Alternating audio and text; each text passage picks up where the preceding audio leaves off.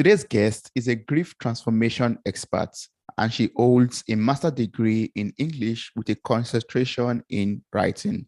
She's the author of Loving and Living Your Way Through Grief, a comprehensive guide to reclaiming and cultivating joy and carrying on in the face of loss.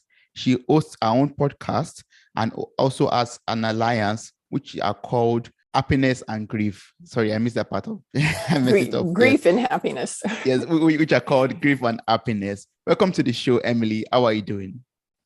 I'm doing great today. I'm happy to be here with you. Thank you so much for joining me today on this episode of Mirror Talk. I really appreciate your presence here. And as I said before we started recording, I was going through your story, reading through everything that you've gone through. And I have to say that I really admire your strength and your courage to pull through, all those experiences that you had in the past and to come out strong and have the willingness and the passion to also help other people who are going through grieving processes or who have experienced any kind of loss in their lives. So if you would love to share your story, I would really appreciate that. Would you love to, share your story of experiencing all those losses of dear ones that you had in the past and how the grieving process was like for you throughout all these processes? Okay, I can do that. I have lost lots of people in my life or have had them die. I consider them really lose them that they've died and aren't here with me at right now. But most significantly, I think are my two husbands who died. I was married to my husband, Jacques, for 22 years, and he was an amazing person. He was a professor of that's funny. I just blanked on it for a minute. A professor of philosophy, specializing in bioethics. And he also was a singer and an actor and did that in his free time. He just loved to sing and act whenever he had an opportunity. And then I was married to him for 22 years. My next husband I was with for 10 years. And he was another amazing person. He did many things throughout his life with 3 different master's degrees. He worked in lots of different fields, which is kind of like me. I only have 1 master's degree, but I've worked in lots of different fields because I keep saying, that I'd like to do that. And so I try it out until the next thing comes by that I go, I want to do that too. So I've done lots of things in my life. And caring for my 2 husbands, both in the last 2 years of their lives, especially when their health declined, was a challenge and a great joy at the same time to be able to help them with this. Ironically, they both died from congestive heart failure that led to kidney failure, which led to dialysis. And when I married Ron, he didn't have any of those things. So it wasn't like I was intentionally marrying another person with the same problems. They all just came. So after Jacques died, it was really tough for me because although we had tons of people come to his celebration of life and we lived in the same community, our whole marriage, we knew lots of people, but after he died, they just kind of disappeared. I think he was such a wonderful, happy, upbeat person that people didn't want to be around me because I reminded them that he was gone, and that wasn't happy and upbeat. So I spent a lot of time by myself, and that was a real challenge, and I really had to work my way through it. So when Ron died, it was different because we had practiced always living in the moment, which is the perfect way to live, and I didn't really recognize that before I met Ron. But with our practice of, we didn't leave anything unsaid.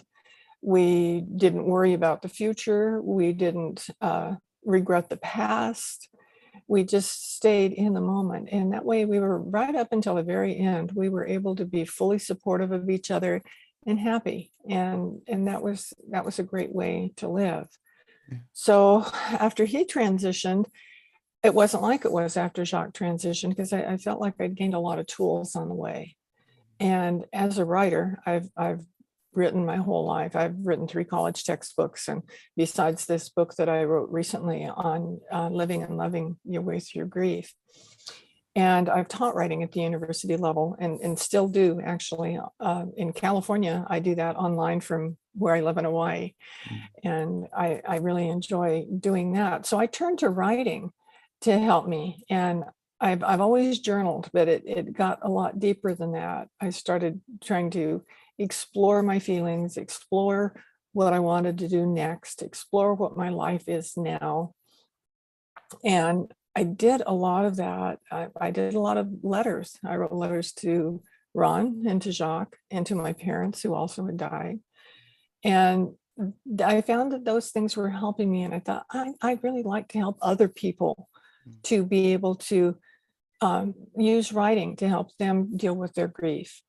And so I started teaching just at my home here in Maui, like lessons on how to write through grief. And I'd only lived here for 2 years before Ron died.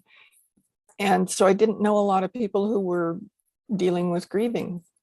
So I just put an ad up on Meetup, which is a online presence where you can form different groups in different interest areas, and told people if they'd like to learn how to write to help them with their grief to come to my house. And they did. I was really surprised. We had a really nice group of people, and we started out meeting once a month, and they were getting so much out of it. They said, please, can't we meet every other week? So we made it every other week until the pandemic. And of course, we had to stop meeting in person then, so we went online. And in the meantime, I wrote the book, and I have started this, which you mentioned, the new Grief and Happiness Alliance, and started my podcast. And all I'm doing is with the purpose of helping other people deal with grief and loss. Yes. Oh, that's so beautiful. I mean, it's so wonderful that, you took all of these experiences and you turned it into something that you could use to help other people through their own difficult situation also. Like, but how was it like for you, dealing with loneliness, like you said? How was it like dealing with loneliness during the loss of your first husband? And how are you able to, bounce back even before meeting your second husband? That was kind of interesting. It was about a year after Jacques died, and it was New Year's Eve. And I thought, okay, I'm not doing so great with myself with the way I've been handling it so far. Sorry. So I need to do something different. And I didn't want to make New Year's resolutions because, like I think most people, I had a habit of not carrying them out once I wrote them down. So I wanted to figure out something in particular that I could focus on that would help get me out of this rut of, I'd go to the university and teach, and I'd come home and sit. And that's what I did. I didn't go places. I wasn't being with people. I just wasn't getting out at all. And I meditated on it. And what came to me to do was to accept invitations. And I thought, I don't know why that's what came to me, because I'm not getting any invitations. Yeah. So I don't know what I'm supposed to be accepting, but it was such a strong feeling. I decided that was going to be my goal for the year, was to accept invitations. And as soon as I committed to that, the invitations started coming. Wow. And I had opportunities I never would have dreamed of before having. And they were quite amazing. And I met lots of different new people, made new friends, had incredible experiences that I was very grateful for, that I never would have thought to go out after those particular experiences, but I really enjoyed them and enjoyed meeting the people in the process. So like the first thing that came to me was the newspaper in the community I lived in California served the whole county, and the county was huge, very, very big county. And they asked me to be on their editorial board for a year. I don't know anything about being on an editorial board, but it's something I haven't done before. And I do read the newspaper, and I thought it would be interesting. So I said yes. And it was amazing. The people I met, the contributions we were able to make to the community by filtering through the kinds of stories that the newspaper would present. And it was really wonderful. And then I was asked to be on the bioethics committee for the regional medical center, because my husband had been on it as an expert before, and they had a position open for a layperson because they wanted just regular people who weren't experts to also have a perspective on the committee. And they invited me because they liked him so much and they thought my perspective would be valuable. Mm. So that was really fascinating, where we would meet and help people who didn't have anybody else to help them make decisions about life and death issues. And that was really deep. Yeah. I also was going to a trainer at the time to help try to get myself back in shape. And he happened to be an ultra marathon bike racer. And he invited me to come along on one of the races to, I was supposed to be writing a story about him, and the driver that drives the follow vehicle didn't show up, and they couldn't go on the race without somebody driving the vehicle. So I drove the vehicle. Wow. For over 24 hours straight. I didn't have any relief. Ooh. So that was quite an experience. I immediately fell asleep when the race ended and shook for a couple of days trying to get steady again. But he won. It was a team of two people that were in the category that he was racing in. He won the whole race, and he had done that often before. And that was so good. He invited me to be the nurse on his team for the race across America that went all the way from the West Coast of America to the East Coast of America. And that took a few days, and it was around the clock.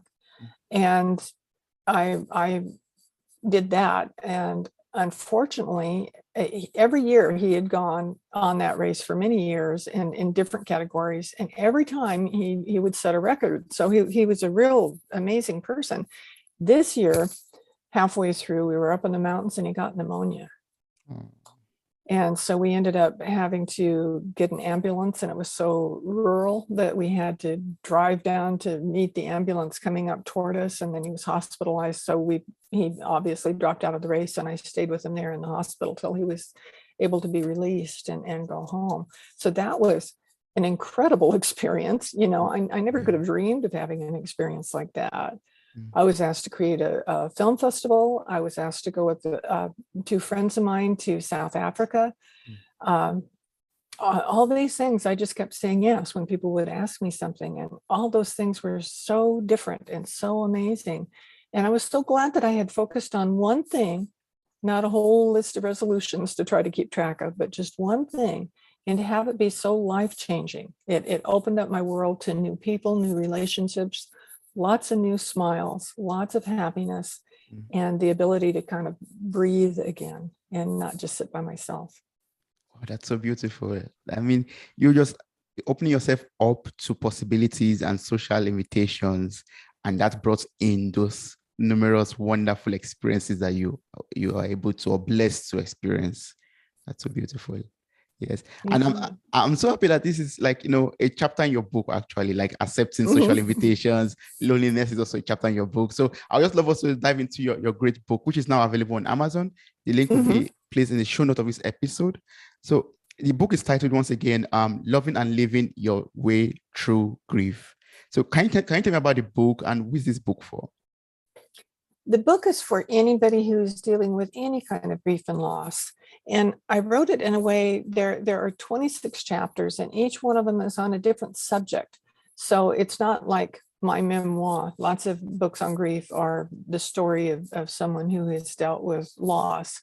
And that's included in my book because it's what kind of drives the book and what I was using for examples for things. But that's not the whole story. I interviewed a lot of other people too who had dealt with loss of a loved one, and got their perspectives and their different experiences that they had, and tried to figure out the things that are most significant that needed to be covered, and things like forgiveness, gratitude, integrity, all those, that each one of those is a chapter. So if you realize that you really should forgive someone and you just haven't been able to do it, read the Yeah. chapter on forgiveness. Mm. So you don't have to start at the beginning and go to the end. Mm. But the reason I wrote the book to start off with is my husband had a very dear friend that was much younger than he was. We were family friends. They lived a couple blocks away from us on the mainland. Mm. And he called my husband Dad because he was that much younger than him and they had a really close relationship. And several months after my husband died, he just dropped dead. Ooh. And he, no warning, nobody had any idea that, this was coming. So I knew his wife wasn't prepared in any way for a situation like that. And I was really concerned for her. And I found out about it just hours after it happened. And I knew she probably wouldn't be really capable of talking on the phone at that point. And she's on the mainland and I'm in Hawaii. And so I thought, I'm going to write her a letter and I'll email it, but I also figured she wouldn't be being on her computer. So I emailed it to a mutual friend of ours that lived close to her so she could print it off and take it to her right then. And she did. Yeah. And she later let me know how much that letter helped her, because what I included in the letter was things that she did need to be concerned about right now and deal with right now, and then things she didn't need to worry about right now. Mm. And she said nobody else talked to her about things like that. Wow. Because everybody else was dealing with the immediate death of her husband, and they weren't thinking so much about what would help her under the circumstances. Yeah. So when she told me how much it helped her, I thought I need to do more than just write her that one letter. So I decided I would write her a card every week for the first year after her husband died. Mm. And before I started writing the cards, I thought before I commit to this, I better figure out if I've got 52 different things to say that's going to be of help to her for a whole year. Yeah. So I sat down and wrote them, and I did. And a little over a day, I wrote 52 different things that would be of help or comfort to her at different stages in that first year. Yeah. And when I just printed them on my computer at home, and when I was printing them, I was thinking, you know what? That's an outline for a book. The writer that I am, I would notice that. Yes, yes. And so I got an agent, and she found a publisher for me. I wrote the book, and it came out last January. Wow, that's so beautiful. And all of these 52 things are in the book also, in your new book. But that's great. Can you share some of them with me? Like, what are these 52 things that you wrote to that are also in the book? Well, one of the things I just mentioned was gratitude, because gratitude was another thing that really turned me around after Jacques died. Because I was not very happy with anything at the moment as I was in that position.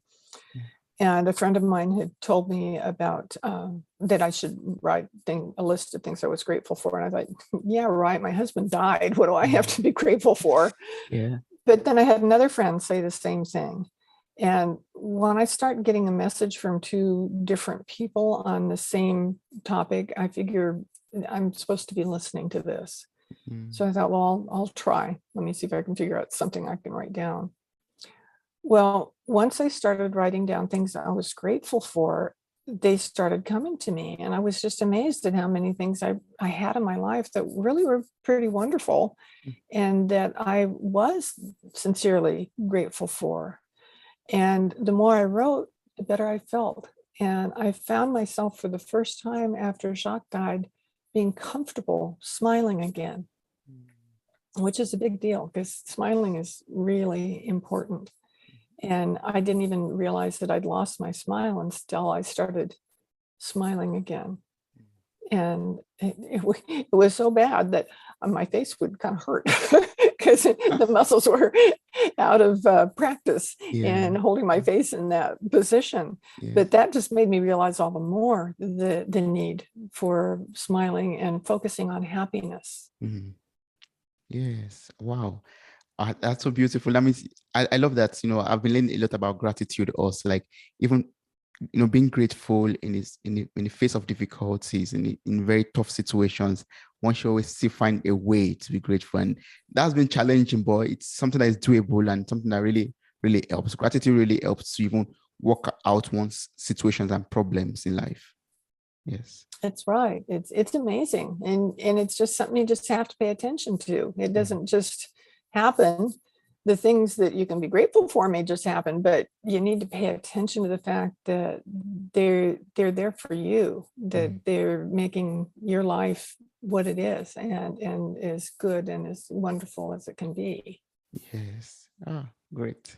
So someone out there who is thinking, Emily, how can I, love and live my way through grief? Like I'm in this very tough situation right now, and you are telling me to love and live my way through that. How can I do that? Can you explain this to us? Well, one of the first things I tell people when they first start dealing with grief is the importance of self-care. Mm. Because so often when you're dealing with loss, that's the last thing on your mind. Yeah. I've known people who have not been able to get out of bed, who don't eat right. They either eat everything inside or they don't eat hardly at all. And so they gain weight or they lose weight drastically. And that's not good. They don't reach out. They don't call people. They don't talk to people. They isolate themselves. And those things are kind of not unusual behaviors when somebody's grieving. Mm. So it's very important to recognize that you're still here. Yeah. And that you're still alive and the world is going on, and the things that were beautiful and wonderful before are still beautiful and wonderful, and you can enjoy them. Yes. You could, like I watched a hummingbird build a nest at my home. And it was just fascinating watching the process, and then seeing the little teeny tiny eggs, and then see those little teeny tiny eggs hatch into incredibly small birds and watching them until they flew away. I couldn't help but get enjoyment out of doing that. And it was just recognizing that here this beautiful miracle is happening right in front of me, and I get to be witness to it. Yes. And I could have just, blown it off and not paid attention. But instead, I chose to recognize that there's something right here in front of me that's beautiful and wonderful. It enhances my life and it gives me something to smile about. So when you can identify one thing like that, then it's easier to identify the next thing. And the more you realize you're happy, the better you'll feel. For instance, I mentioned about not eating, and I was in that category. I wasn't eating, I was losing weight. And I realized at one point, this isn't serving me. It's like I was punishing myself, and there was no reason to punish myself. And I recognized that I needed to do something about it. So I thought, what would I really, really like to eat? And what came to me was mashed potatoes, asparagus, peanut butter, and maple bars from the bakery. So I went shopping. I didn't get the maple bars. I would just get those like once a week on my way to teach classes, because I could have gotten them every day, but I didn't. I do it once a week. And I would always get a little carton of milk to drink with it. And all I was eating basically was mashed potatoes, asparagus, peanut butter, and drinking milk. And amazingly, that sustained me. And it was filling me up to the point I wasn't eating too much, but it felt good to eat it. And they were things that I really enjoyed. And I gradually started bringing other things back into my diet, as I thought, well, what would I really enjoy eating? And being conscious of my decisions that I was making toward my eating really helped me. And I realized that when I would eat something like that, it felt good and I could smile, and that could bring the happiness. So you don't have to be happy about the situation you're in. You don't have to be happy about that your loved one died or that you suffered a great loss. You don't have to be happy about those things, but find other things that you can be happy about and focus on those. Mm, yes, that's beautiful. And the food you ate that time, as in the mashed potatoes and everything and the asparagus, did they give you like joy? Did they make you like, joyous inside out like that? It really did, because there were things that I've always really liked, but I hadn't eaten that much of, Mm, because I thought, mashed potatoes are going to make me gain weight. Asparagus was expensive. yeah. Peanut butter, I thought, needed to be on sandwiches or in cookies or something, not eaten by itself. And I realized I just like the peanut butter. I don't have to have the other stuff. Yeah, yeah. So I'd have a spoonful of peanut butter. And I Mm, realized that when I do something like have a spoonful of peanut butter, that I gradually feel my energy coming back. Because when you don't nurture your body, mm, it can't serve you. true. So when I started eating things that were healthy things, and like the mashed potatoes weren't covered in butter and gravy, it was potatoes with Mm, with some milk and some salt, and that was basically what it was. yeah. And as I made wise decisions about what I wanted to add to what I was eating, it felt really good. And I thought, here I'm actively doing something to take care of myself. Mm, And I'm the mm, only one right now who can take care of myself. So it's important for me to do that. true. And it made me feel good that I did. Yes, yes, that's good. So can you walk me through the stages of grief? Like in your book, you explained it already, but is it possible for you to like explain it to and the listeners and I also one more time? Okay, that's something people always ask me about. And I don't believe in the stages of grief. I'll, Mm, I'll start off with that right yes. at the beginning. The 5 stages of grief that everybody hears about were not written as stages of grief. In the early 1970s, the early person in hospice named Elizabeth Kubler-Ross wrote a book called On Death and Dying. And she wrote those 5 stages as stages that you go through yourself when you are in the process of dying. Mm, They're not stages of grief. mm, And at that time, nobody had written anything about the process of grieving mm, and what happens and what's good to do or not to do or anything. It wasn't written about in those days. And so people just kind of took on these 5 stages that she had as stages that people had to go through. And so people also made the assumption, since there were 5 of them, that you were supposed to do them in that order. mm, And you had to do each one and finish it before you went to the next one. Well, that didn't really help anybody, because some of the stages didn't apply to the person at all. And some of the stages, it might have been one of those stages that they needed to focus on and not worry about the other ones. mm, And so people did start writing about it, and they said, well, there are no 5 stages, there's only 2 stages, or there's 9 stages, or there's 12 stages. And so mm. everybody had a different opinion on what the stages are that you should go through. Well, number one, I don't tell anyone they should do anything, because that's what they do is their decision.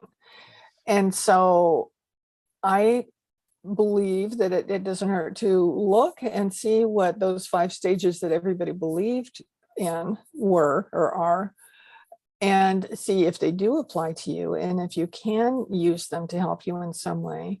But don't hesitate to throw some of them out, or to look and see what those 12 stages are. If you search on the internet, you can find all kinds of stages of grief. So you don't have to do anything in particular, but if you recognize that you're having a certain experience, you can like research that on the internet, that one particular experience. Mm, For instance, like denial. mm, If you're just having a really hard time accepting the fact that that person is not here anymore, you keep yes. thinking when you hear somebody outside that they're going to be coming through the door. Mm, You think that this is going to be over soon, and you'll wake up and the person will be there. yeah. And if you get stuck in something like that and you start reading on denial, you'll realize that that's not an unusual thing to happen, that there's nothing wrong with you, Mhm, that you're not crazy, mm, that that's a kind of a natural reaction. And just because what's happening, what you're thinking isn't true, yeah. doesn't mean it's not affecting you. Mm, that's true. So the stages, it's important to discover individual things that you have and deal with them on an as needed basis. Yes. I mean, it's tailored to the individual. Basically, there's not like a strict 5 stages, like you said, 9 stages or 100 stages to going Mhm. through grief. Yeah. Yes. Well, I'd love you to tell me about, you said it already, like having this denial, or sometimes we could also feel some guilt, for example, while grieving, like we're having this feeling of guilt. Oh, I wish I had done this when this person was around. I wish I had spent more time with this person or talked like this to this person. How do you deal with all of these feelings, all of these um, you know, feelings of guilt, of denial that comes in the grieving process? It's important to recognize when it's happening. Mm, And then when it does, say, is this true? Is it really true? Is it something that I can do something about? And if it is, what would I do? mm, I'll give you an example with Ron. Now, I told you that both of my husbands ended up on dialysis, yeah. and that was an incredibly miserable situation for Jacques. Mm, And I had talked to Ron about it long before we had any idea that he would ever be dealing with the same thing, mm, and telling him about what the process was, what happened, how he felt, everything that went on with it. And I said that a friend of mine who was a doctor had told me once, before Jacques went on dialysis, before we knew that was going to happen, he said that uh, kidney failure, renal failure was really kind of a good way to go, because you just, over a period of just a few days, go from being you perfectly uh, conscious yes. to uh, getting tired, getting kind of sleepy, going to sleep, and then you die. Mm, On the other hand, if you are on dialysis, you go through all kinds of, I don't want to go into detail with all the bad, horrible things that can happen when somebody's on dialysis. mm, And at that time, we talked about it, and I said, I don't want to go on dialysis. I want you to know that I don't want to go on dialysis. If my kidneys fail, to me, that's an indication that I'm done, and it's okay. mm, And Ron said that he felt the same thing. So, we had been following Ron's kidney function because of his congestive heart failure. And we went to the doctor one week, and the doctor says, you're just doing so well with this. You don't have to come back to see me for another couple months, because I'm really not concerned about your kidneys. They're a little bit down, but not bad. mm, And at the end of that week, on a weekend, actually, I think it was a Friday, I got a call from the doctor's nurse. And she was also the doctor's daughter, so she knew him well and could easily get a hold of him. But she called me, and she said that her dad had called her from the airport, that as he was getting on the plane to take his wife to, I think, Australia or New Zealand, for a week for a vacation as her birthday gift. So he was going to be gone and not accessible. That he had checked the lab results of his patients, and he saw that Ron was in a very critical situation with his kidneys, and he needed to go to the emergency room immediately. And he knew what our feelings were about not going on dialysis. She knew what our feelings were about not going on dialysis. mm, And Ron said, I don't want to go to the emergency room. If this is it, this is it. And I said, the thing is, the doctor told you like 2 days before this that you were fine. And it could be that the test is off. And I would really hate for you to make this decision based on faulty information. mm, And with that argument, he said, okay, I'll go down, we'll get retested, and then we can come home. I said, fine, that's no problem. yeah. Well, when we got there, the doctor had already called the emergency room and told him what he was coming in with and what was going on. And they immediately took him in the back and started doing all these stuff. And he was going, wait, what's happening? I was just coming in for a blood draw. And they said, well, we have to do this first, or you're not going to be around to have a blood draw. And when they put it like that, he said, okay, because I just want to get the results of these lab tests. Well, we stayed there waiting and waiting for the results, and they kept treating him the way they were treating him for what they had discovered on the lab tests. And a nurse, or I guess she was a nurse, operating room nurse came into him and said, "We're going to take you in now to the operating room." And he said, "For what?" Nobody's talked to me yet. I haven't Yes. talked. I can't talk to my doctor. He's gone.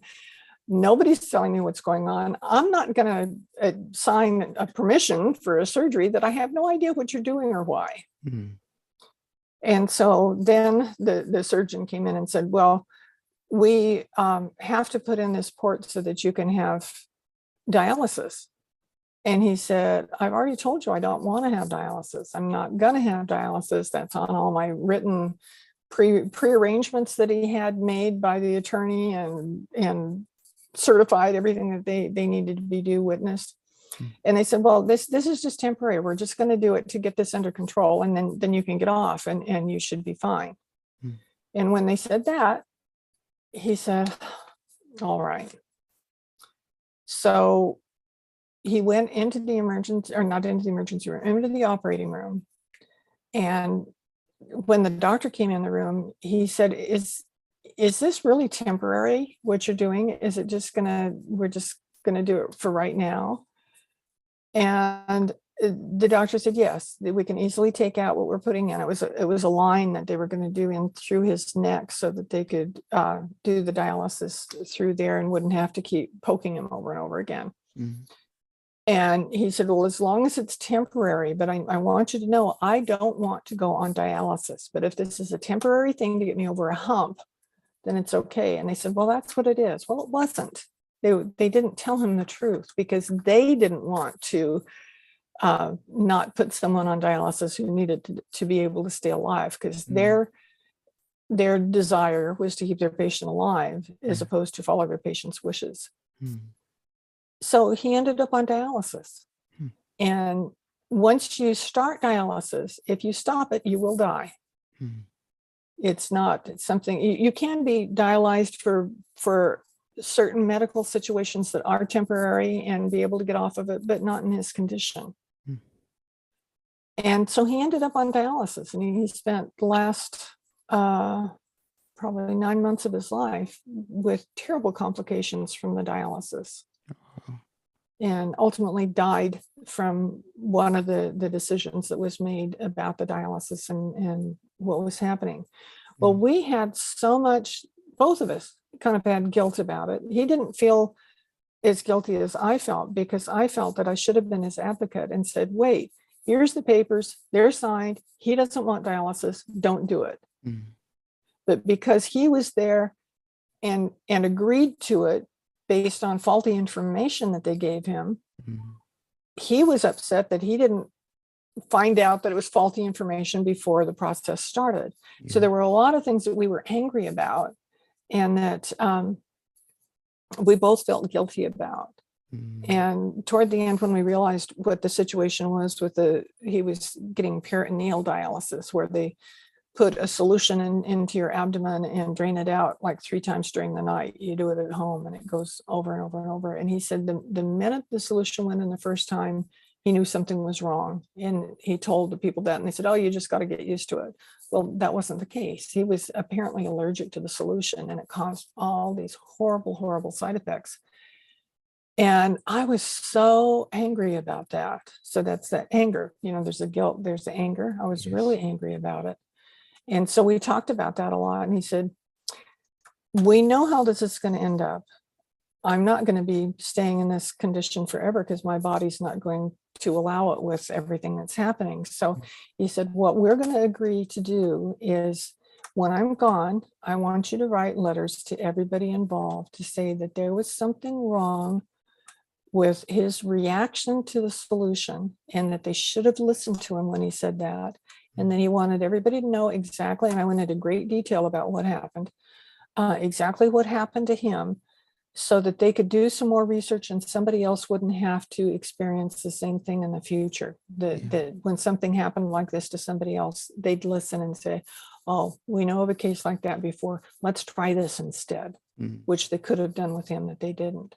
So that was a way that we ended up being able to deal with the situation. That he wasn't one to feel a lot of things like anger and guilt. He was trying to rationalize everything, but at the same time, I know he was frustrated by it.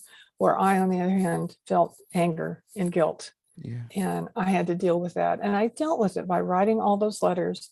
I did depositions that I was asked to do by the company that made the dialysis solution. Wrote letters to the doctors about this is how we think it would be appropriate for you to treat a situation like this. Yeah. And I did it from both of our perspectives, because before he died, we talked a lot about what needed to be said. Mm.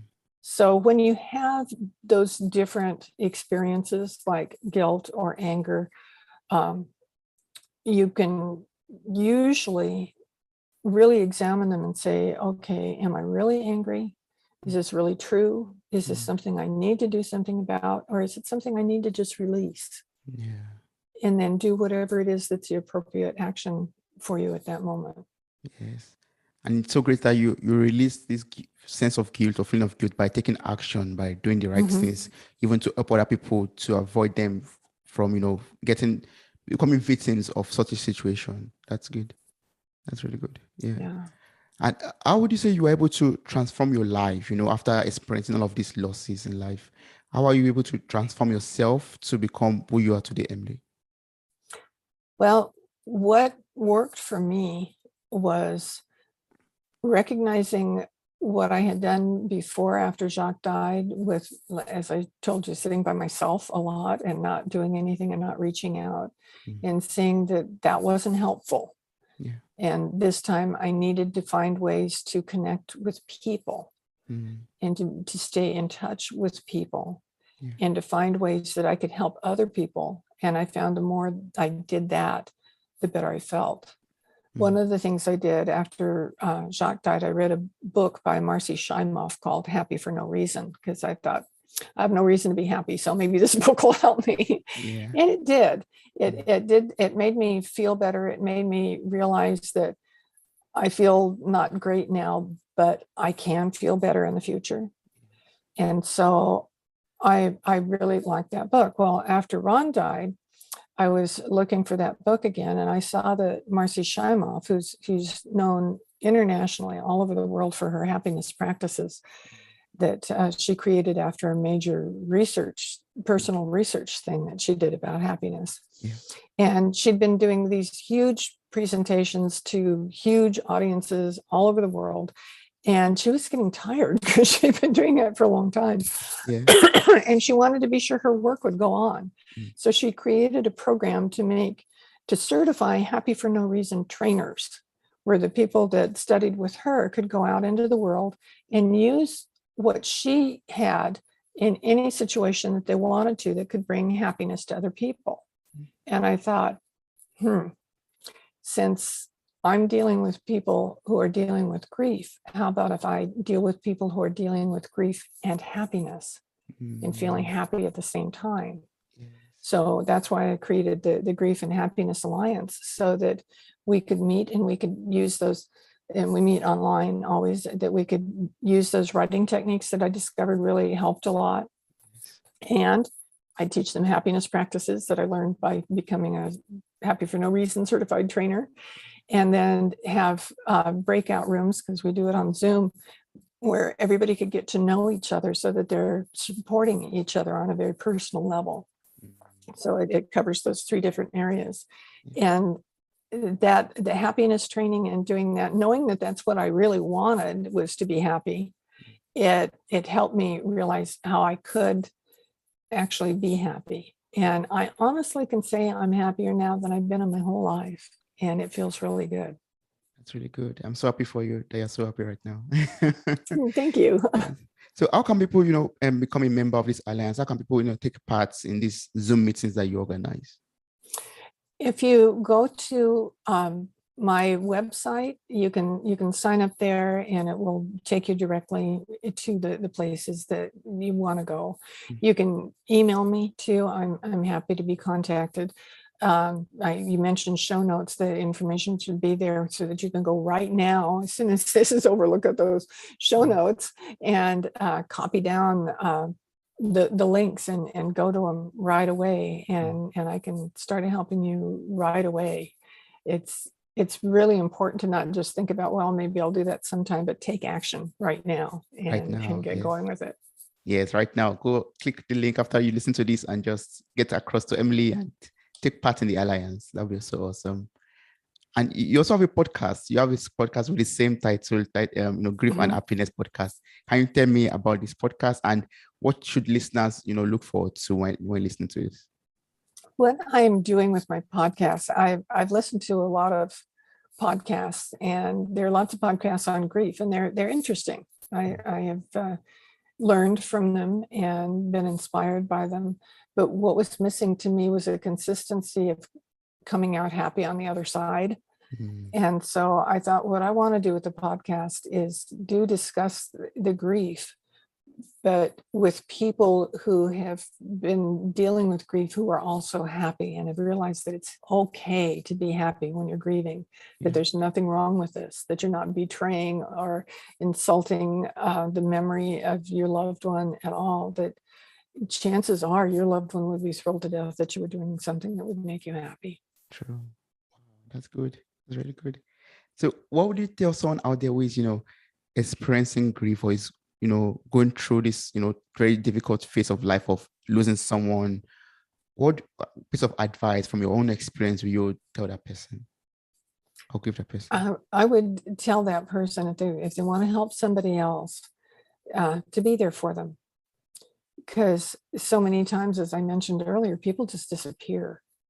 And if you can, depending on the state of the pandemic where you are, if you're able to visit the person, if you can just go sit with the person, just hold space for that person and be there. And if they want to talk, they can talk. If they want to cry, they can cry. If they want to just be quiet and hold your hand, they can do that. But don't have any expectations of the person. Rather just have them know that you're there to support them.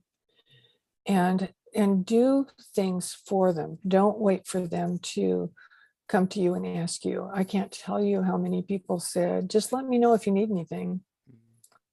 And the few times that I did reach out and call, I'd get an answering machine and they didn't get around to calling me back. I never once had somebody call me back when I was in a situation where I really needed help. And that was when Jacques was very, very ill at the end, and I couldn't go grocery shopping. At that time, they didn't have any of these grocery delivery things. You couldn't get meals delivered to your home. They just didn't exist where we lived. And so I started calling people and saying, I've got the cash, I've got the list. Can you just go pick up some things at the grocery store for me? Yeah. They didn't answer the phone. And I sometimes wondered if they saw it was my number, so they didn't answer it because they didn't feel comfortable talking to me under the circumstances. But they never called me back. And we got to the point where we were like out of food. And that was really hurtful to me. Yeah. I had to forgive those people. I had to go through a process of forgiving them because I realized they were, under the circumstances, doing the best that they can do. But if you want to help a person, don't say, let me know what I can do. Say, I'm going to bring you dinner every Wednesday night for this month. Or say, I'm going to the store. What can I pick up for you? Things like that, where it's proactive instead of putting a burden on a person who's already dealing with a lot of stuff to figure out something that you can do to make you feel better. And that's not what that person needs to be dealing with at that time. So reach out and offer to help in a specific way. Even if you say, I'm going to just call you every once in a while, and if you don't want to pick up the phone, you don't have to, but I'll leave a message on your answering machine. Or just text them every day, or write them an email every day or a couple times a week. Just do something positive to keep in touch so the person realizes that they're not alone and somebody does care. That's so beautiful, Emily. Thank you so much.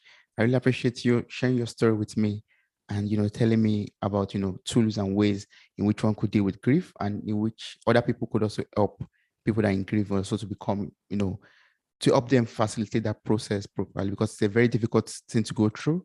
And having people around you also helps you to pull through that process or through that period of your life, successfully well without crashing or, getting worse in your state of mind or your health. So if there's anyone out there who would still love to ask you questions or maybe have a quick chit chat with you, for example, what's the best way to connect and work with you? To email me would be the best way, and you can get to my email through my website. My website is the same as the title of my book, Loving and Living Your Way Through Grief. So when you write that down Yes. right after this is over, Yes. you can go to my website. So it's lovingandlivingyourwaythroughgrief.com. And my email address is emily@lovingandlivingyourwaythroughgrief.com. And I would be happy to hear from you. Awesome. That's great. Thank you so much, Emily. I really appreciate this. That's awesome. Oh, thank you so much for this opportunity. I really appreciate you.